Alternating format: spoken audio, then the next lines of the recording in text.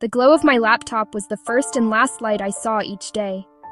My world was a frantic orbit of freelance projects, social media, and the relentless ping of incoming emails, each one an urgent pull on my attention. I called this the hustle, a badge I wore with a mix of pride and exhaustion. I believed my tireless effort was a virtue, necessary in a digital economy that promised limitless opportunity to those willing to sacrifice sleep. The unspoken rule was that rest was a luxury you hadn't yet earned. The narrative was seductive: work harder than everyone else, and success would follow. It was a powerful story that glorified burnout as a rite of passage, a race against an invisible clock where every moment not spent producing felt wasted. But the physical cost was mounting.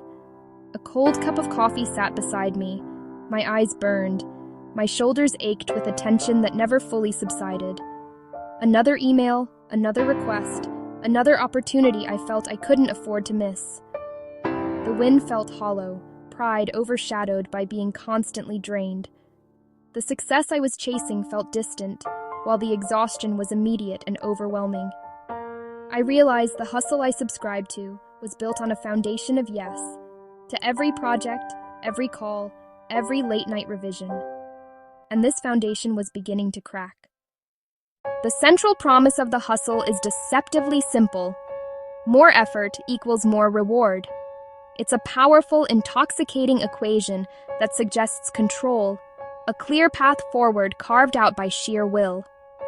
For a time, it seemed true. More projects, more income, more recognition. Each new success felt like a confirmation that I was on the right path, that the system worked. Yet a paradox emerged. The more I acquired, the more my underlying anxiety remained. It was a quiet hum of unease beneath the surface of every accomplishment. More money did not grant peace of mind. It created new, more expensive worries. The fear of losing what I'd gained became a constant, unwelcome companion. I hit one goal, then immediately raised the bar. Satisfaction was fleeting, a brief pause for breath before the next climb began. The worry didn't disappear, it just changed its clothes. External validation felt hollow. I was already chasing the next contract, the one after that.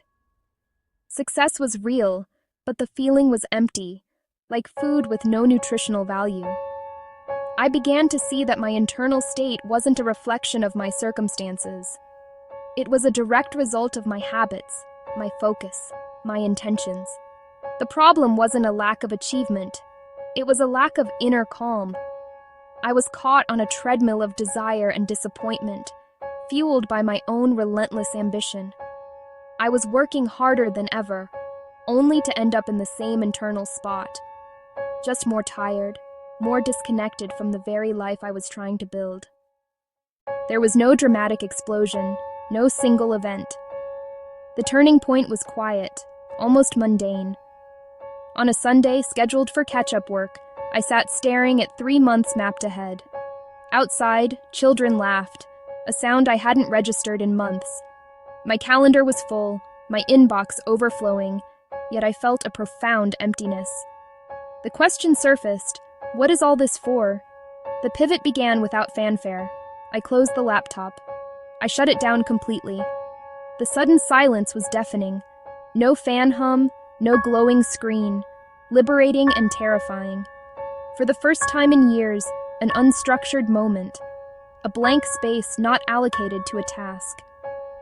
That single action began my shift from hustle to intention. Clarity over constant work. My most valuable resource wasn't time or energy. It was my attention. I decided to reclaim my focus. The shift away from the hustle was less about changing my career and more about rewiring my brain. The psychology is grounded in a few powerful concepts: intention, focus, attention, habits. Intention is choosing what you do and why, aligned with your values. Focus is directing your mental resources without distraction. Attention is finite, the raw material of focus. Habits shape our days, for better or worse. The hustle scattered my attention. Autopilot reactivity drained me before the day began. I began building habits that protect attention and serve intention. I moved to single tasking, a protected block to do only one thing. It was difficult at first, but gently returning my focus retrained my brain. Deep focus produced better work, and a calm that reinforced the habit, building a new identity. Minimalism offered a framework to declutter my mind, remove the non-essential, create space for what matters. I audited my phone, social apps, news aggregators, games, temptations lowered, attention returned. From chaotic icons to a clean, empty screen, a calm digital space fostered a calm mind. Sitting to work became a focused, deliberate start. I transformed my home office from organized chaos to simplified calm. Only what I needed remained: laptop, notebook, pen, a lamp. Piles were filed, unused gadgets put away, fewer objects on display. Not sterile, curated and supportive. A quiet room quiets the mind. Every visible object claims attention. Reduce visual noise. Free mental bandwidth. Minimalism's luxury is peace. Space to breathe, think deeply, and focus on one thing without 1,000 others competing. Adopting calm didn't abandon ambition. It redefined my relationship with work. I set firm boundaries, 9 to 5, and honored them. At 5, I shut down and physically stepped away, ending the half-work, half-rest cycle. My brain learned the day was truly over. I batched similar tasks, email twice a day, not all day. Primary projects received long stretches of attention. Communication became clearer, more deliberate.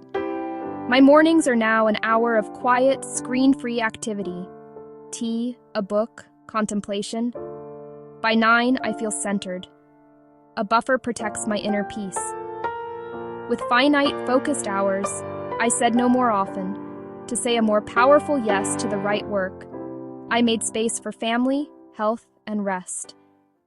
The journey from hustle to intention is not a destination, but a continuous, daily practice.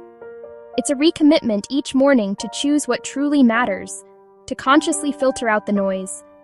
The external pressures haven't vanished. Stress still exists, deadlines, responsibilities, but it's no longer deafening. The internal chaos has subsided. Now it's a manageable signal, a gentle nudge pointing toward a problem that needs a thoughtful solution, not a panicked reaction. With a calmer mind and a more structured life, I can pause before acting. I respond with considered clarity, not the raw reactivity that once drove my days. I sleep soundly, a true restorative rest. I find genuine joy in the small sensory details, the warmth and taste of tea, the afternoon sun on my desk, an uninterrupted conversation. Success isn't measured in hours logged or volume produced. It's the quality of my focus, the meaning I find in my work, and the peaceful, present time I reclaim for myself. I now favor sustainable, deliberate progress over the frantic chase for exponential growth. My energy goes toward deepening my expertise, nurturing key relationships, and fiercely guarding the quiet I've worked so hard to create. If you want to try this, start small. For just 3 days, turn off all non-essential notifications. Each morning, pick one primary task, and do only that until it's done. Pay attention to where your mind goes. Notice your baseline level of anxiety. Does it change?